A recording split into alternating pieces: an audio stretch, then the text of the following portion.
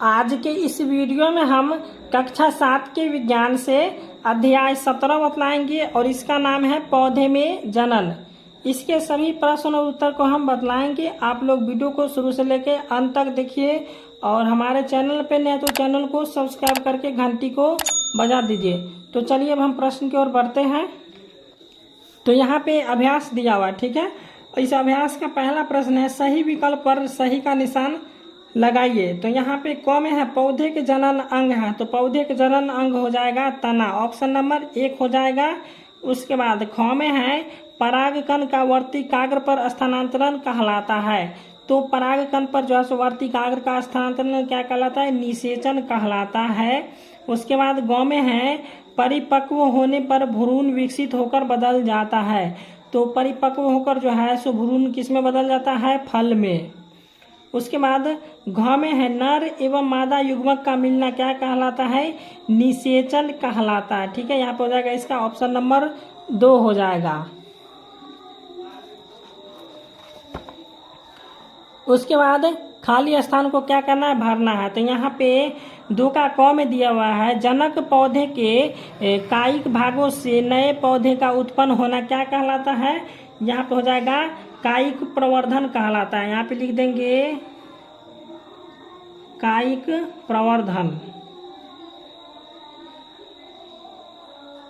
ठीक है। उसके बाद ख में है जिन फूलों में केवल नर या केवल मादा जनन अंग होते हैं वे एक लिंगी फूल कहलाते हैं। यहाँ पे लिख देंगे एक लिंगी फूल कहे जाते हैं। उसके बाद ग में है परागकोश से परागकणों का वर्तिकाग्र पर स्थानांतरण की क्रिया कहलाती है, तो यहाँ पे क्या कहलाएगी, परागकण कहलाएगी, ठीक है। यहाँ पे लिख देंगे परागकण हो गया। उसके बाद घ में है नर एवं मादा युग्मक के मिलने से जो है सो क्या होता है, युग्मनज का निर्माण होता है। यहाँ पे लिख देंगे युग्मनज हो जाएगा, ठीक है। उसके बाद यहाँ से 3 नंबर प्रश्न है कि पौधे में अलैंगिक जनन की विधियों की चर्चा करें। ये दीर्घ उत्तरीय प्रश्न है, चलिए इसको हम देख लेते हैं।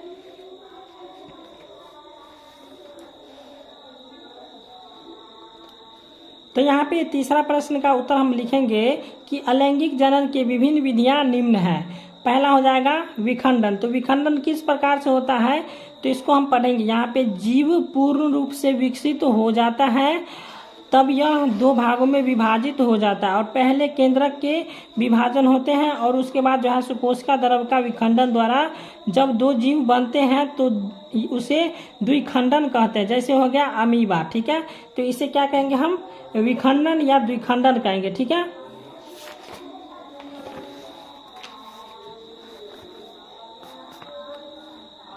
उसके बाद दूसरा प्रश्न है मुकुलन।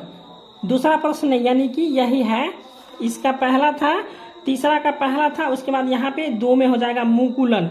तो मुकुलन में हो जाएगा कि इष्ट जैसे जीवों के शरीर पर जो है सो उभार की तरह संरचना बनती है जिसे मुकुल कहते हैं, ठीक है। और शरीर के केंद्रक 2 भागों में विभाजित हो जाते हैं और उनमें एक केंद्रक मुकुल आ जाता है और मुकुल पैतृक जीव से अलग होकर वृद्धि करता है और पूर्ण विभाजित जीव बनता है, ठीक है। समझ गए होंगे ये। उसके बाद इसी का तीसरा है खंडन। तो खंडन हो जाएगा इस विधि में जीव 2 या अधिक खंडों में टूट जाते हैं और खंड वृद्धि के करके पूर्ण विकसित जीव बन जाते हैं। यहाँ पे है लिखा हुआ है। उदाहरण में हो जाएगा स्पाइरोगाइरा, ठीक है। उसके बाद 4 में है बीजाणु द्वारा हो जाएगा यहाँ पे। तो यहाँ पे लिखेंगे इसको हम, बीजाणु कोशिका की विरामी अवस्था है जिसमें प्रतिकूल परिस्थितियां में कोशिका की रक्षा के लिए उसके चारों ओर एक मोटी भित्ति बन जाती है और अनुकूल परिस्थितियों में मोटी भित्ति टूट जाती है और जीवाणु सामान्य विधि से जनन करता है और वृद्धि करके पूर्ण विकसित जीव बन जाता है। उदाहरण हो जाएगा मयूकर, फर्न, मांस, ठीक है। ये हो गया। उसके बाद 4 नंबर प्रश्न है, बीजों के बनाने के लिए लैंगिक जनन आवश्यक है, क्यों? बीजों के बनाने के लिए लैंगिक जनन आवश्यक है, क्यों? तो इसका उत्तर हम लिखेंगे कि बीजों को बनाने के लिए लैंगिक जनन इसलिए आवश्यक है क्योंकि वर्तिकाग्र पर चिपकते ही परागकण में अंकुर निकलता है और पराग नलिका क्या करता है का निर्माण करता है। ठीक है, पराग नलिका का निर्माण होता है और यह स्त्री केसर के वर्तिका से होते हुए बीजांड यानी मादा युग्मक से जो है सो मिलता है और मिलन की इस क्रिया को क्या कहते हैं, निषेचन कहते हैं। और निषेचन के फलस्वरूप जो है सो युग्मनज में भ्रूण विकसित होने लगता है और भ्रूण विकसित होकर बीज बनते हैं और इससे स्पष्ट होता है कि बीज बनने के लिए लैंगिक जनन आवश्यक है। ठीक है, तो ये समझ गए होंगे। उसके बाद 5वां प्रश्न है, स्वपरागन तथा परपरागन में अंतर बताइए।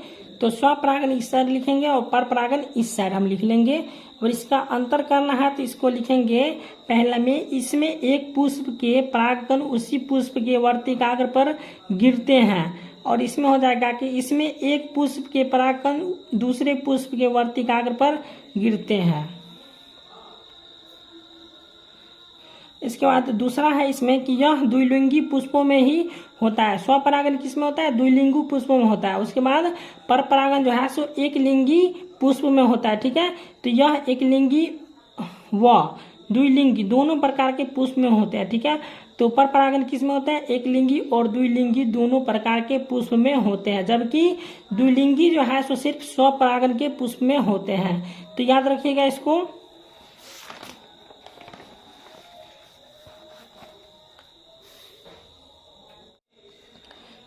अब छठा प्रश्न है, बीजों के प्रकीर्णन से क्या समझते हैं, ये किस प्रकार होते हैं, चर्चा करें। तो बीजों का प्रकीर्णन एक पेज में पूरा है। ठीक है, तो इसको आप पढ़ लीजिए। ठीक है, तो यहाँ पे इसका उत्तर हम लिखेंगे कि बीज किसी माध्यम से वातावरण में फैलकर जमीन पर गिर जाते हैं और इसी प्रक्रम को प्रकीर्णन कहते हैं।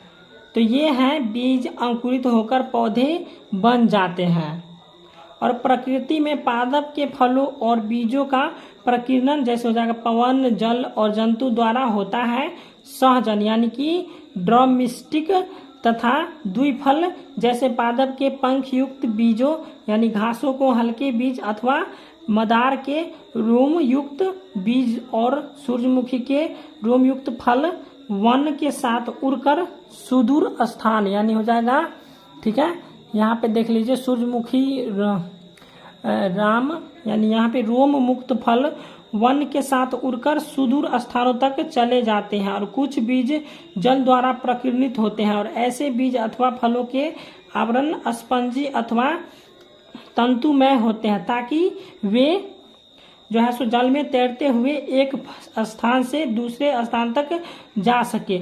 उदाहरण में हो जाएगा नारियल। और कुछ बीज जंतुओं द्वारा प्रकीर्णित होते हैं, विशेष रूप से कांटेदार बीज जिनमें हुक जैसे संरचनाएं होती हैं और ऐसे बीज जो है सो जंतुओं के शरीर से चिपक जाते हैं और दूरस्थ स्थान तक चले जाते हैं और इनके उदाहरण हो जाएगा यूरेना एवं जेंथियम। ठीक है, और कुछ पौधे के फल झटके के साथ फर जाते हैं जिससे उनके अंदर स्थित बीज प्रकीर्णित हो जाते हैं और बीज जनक पादप से दूर जाकर गिरते हैं और एरंड और बालसन में ऐसे ही होता है।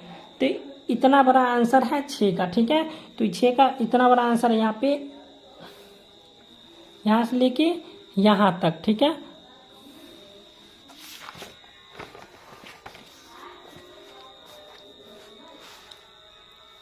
अब 7वां प्रश्न है कि फूल का चित्र बनाकर उनके प्रमुख अंगों के निम्नांकित करना है। ठीक है, यहाँ पे फूल का चित्र बनाया हुआ है, आप लोग बना लीजिए इसको।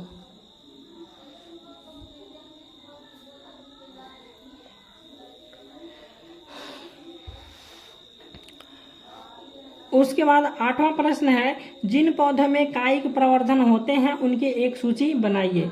तो कायिक प्रवर्धन किन किन जो है सो किन किन पौधों में होता है, यहाँ पे पहला हो जाएगा गुलाब, सहजन, नींबू, अमरूद। उसके बाद हो जाएगा मनी प्लांट, आलू, गन्ना के बाद हो जाएगा हल्दी, हल्दी है। उसके बाद हो जाएगा अदरक, यहाँ पे अदरक लिखा हुआ है। उसके बाद हो जाएगा ब्रायोफाइलम, उसके बाद हो जाएगा ईस्ट, सेवाइल, उसके बाद हो जाएगा कवक आदि। ठीक है। उसके बाद 9वां प्रश्न है, यदि पौधे में बीजों का निर्माण न हो तो क्या होगा, चर्चा करें। तो इसका भी प्रश्न, हाँ इसका भी आंसर है थोड़ा। तो यहाँ पे इसका उत्तर हम लिखेंगे कि यदि पौधे में बीजों का निर्माण न हो तो उन बीज वाले पौधों को, जहाँ से संततियों को हम पुनः नहीं देख पाएंगे। यदि पौधे का निर्माण नहीं होगा तो उन बीज वाले पौधों को, संततियों को हम पुनः नहीं देख पाएंगे। वे केवल कायिक प्रवर्धन वाले पौधे ही पृथ्वी पर जो है सो बच जाएगा। जैसे जो है सो कुछ सब्जियां और फलें तथा गन्ने को ही हम पृथ्वी पर देख पाएंगे, और अनाज वाले पौधे तो दिखाई ही नहीं देंगे, जो बीजों द्वारा ही उपजते हैं। जैसे हो जाएगा धान, गेहूं, मक्का, अरहर, मसूर, चना, तिल, सरसों, तीसी, बाजरा, मरुआ आदि खाद्यान्न हो जाएगा जो है सो दलहन तथा तेलहन से हम महरूम हो जाएंगे, यानी कि ये हमको मिल नहीं पाएगा, इसलिए यहाँ पे लिखा हुआ है महरूम हो जाएंगे। ठीक है। तो इस प्रश्न को हम फिर से समझ लेते हैं कि यदि पौधे में बीजों का निर्माण न हो तो क्या होगा। इसको कक्षा में चर्चा करना था, लेकिन यहाँ पे हम इसको लिख दिए हैं। ठीक है। तो चलिए इसको हम फिर से समझ लेते हैं कि यदि पौधे में बीजों का निर्माण न हो तो उन बीज वाले पौधे का जैसे क्या होगा, पौधा जो है सो समाप्त हो जाएगा, और फिर उसे हम क्या करेंगे, पुनः नहीं देख पाएंगे। वे केवल जो है सो कायिक प्रवर्धन वाले पौधे ही पृथ्वी पर मिलेंगे। ठीक है। तो कुछ सब्जियां और फलें जैसे हो जाएगा गन्ना को ही हम पृथ्वी पर देख सकते हैं, और अनाज वाले पौधे तो दिखाई ही नहीं देंगे, बीजों द्वारा ही उपजते हैं। जैसे में धान, गेहूं, मक्का, अरहर, मसूर, चना, तिल, सरसों, ये सब को क्या होगा कि हम देख नहीं पाएंगे।